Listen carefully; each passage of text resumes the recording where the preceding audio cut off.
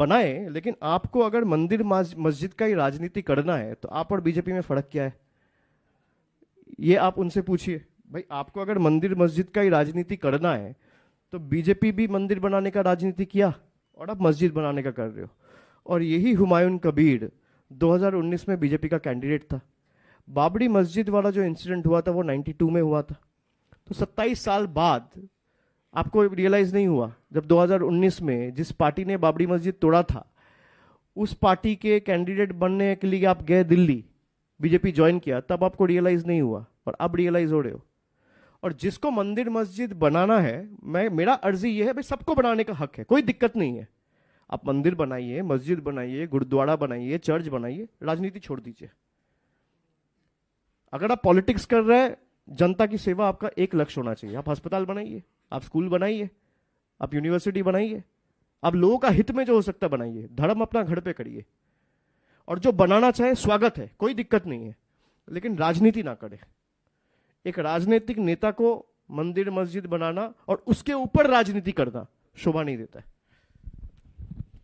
আপনি আমার জন্য নিদান দিয়েছেন যে মসজিদ করলে রাজনীতি ছেড়ে দিয়ে আমি যেন মসজিদ নিয়ে পড়ে থাকি। আমি আপনার কথা শিরোধার্য করব, মেনে নেব। আপনি আগে আপনার পিসিকে আপনার দলের চেয়ারম্যান পদ থেকে অবসর করান, অবসর নিতে বলুন, এবং আগামী 26-এর নির্বাচনে যেন নির্বাচনের কন্টেস্ট না করে বলুন। এবং ওই যে পুরীর জগন্নাথ মন্দিরকে দীঘাতে নিয়ে এসছেন, দিয়ে ওই যে জগন্নাথ ধাম করেছেন, সেই জগন্নাথ ধামে ওখানে গিয়ে আপনার পিসিকে বলুন যে ওখানে ধর্মকর্ম নিয়ে উনি থাকবেন। তাহলে উনি যদি ওটা করেন, আমি আপনাকে কথা দিচ্ছি, বাংলার মানুষকে কথা দিচ্ছি যে আমি শুধু বাবরি মসজিদ নিয়েই থাকব।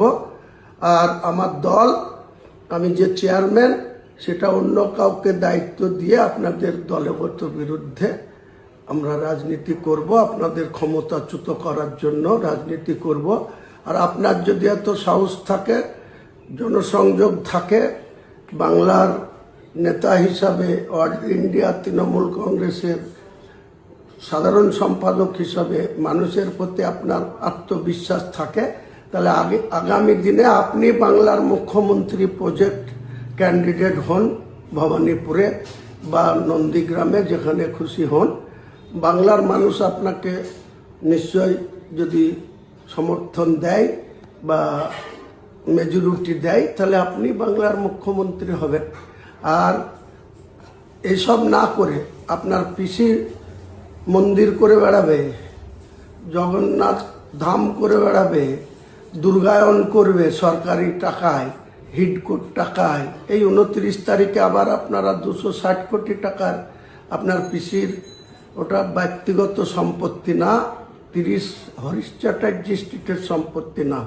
মুখ্যমন্ত্রীর শপথ নিয়ে আপনি শুধু মন্দির করবেন, কার্নিভাল করবেন, দুর্গা পুজোর অনুদান দিবেন, শিলিগুড়িতে কোটি কোটি টাকার জায়গা সেখানে মন্দির করার জন্য দিবেন, আর আমাকে আপনি পরামর্শ দিচ্ছেন, নিদান দিচ্ছেন। আপনি আগে আমার এই বক্তব্যটা কার্যকরী করুন, আপনার পিসিকে রাজনীতি থেকে অবসর নেওয়া করান, আগামী 26-এর বিধানসভা নির্বাচনে কন্টেস্ট থেকে বিরত রাখেন এবং জগন্নাথ ধামে পাঠিয়ে দেন, দীঘায়। তাহলে আমি কথা দিচ্ছি বাংলার মানুষের কাছে, আমি আগামী দিনে কোনো সিটের লড়াই করব না। আমার যে জেইউপি পার্টি, সেই পার্টি অন্য কাউকে চেয়ারম্যানের দায়িত্ব তুলে দিয়ে আমিও শুধু মসজিদ নিয়ে আর ওই সৌদি আরবে যাব, পবিত্র হজে গিয়ে হজ করে এসে আমি ইসলাম ধর্মাবলম্বী মানুষের হয়ে কাজ করব। পৃথিবীতে যে কটা দিন মহান আল্লাহ তাআলা আমাকে বাঁচিয়ে রাখেন বা হায়াতে রাখেন। তাই আপনাকে আমি এই পরামর্শটা দিলাম। আপনার অনেক দিনের বাসনা যে আপনি পিসির পরে আপনি বাংলার মুখ্যমন্ত্রী হবেন, তা পিসিকে ভালোই ভালোই জগন্নাথ ধামে পাঠিয়ে দেন। যেদিন আপনি ঘোষণা করবেন, আপনার পিসি যেদিন অল ইন্ডিয়া তৃণমূল কংগ্রেসের চেয়ারম্যান পদ ছেড়ে দিয়ে আর বাংলার মুখ্যমন্ত্রীতে বসবো না, কাজেই আমি আর ভোটে লড়বো না, এই ঘোষণা করবেন, আমি তার 24 ঘন্টার মধ্যে আমার যে ইউপি চেয়ারম্যান পদ থেকে সরে আসবো এবং আমার যে ইউপি পার্টি, জনতা উন্নয়ন পার্টি, অন্য কারো হাতে দায়িত্ব দিয়ে আপনাদের সঙ্গে সরাসরি নির্বাচনে প্রতিদ্বন্দ্বিতা করবে। আর আপনি বাংলার মানুষের কাছে কত গ্রহণযোগ্য সেটা শুধু ভিসি করে বড় বড় কথা বলে কোনো দরকার নাই।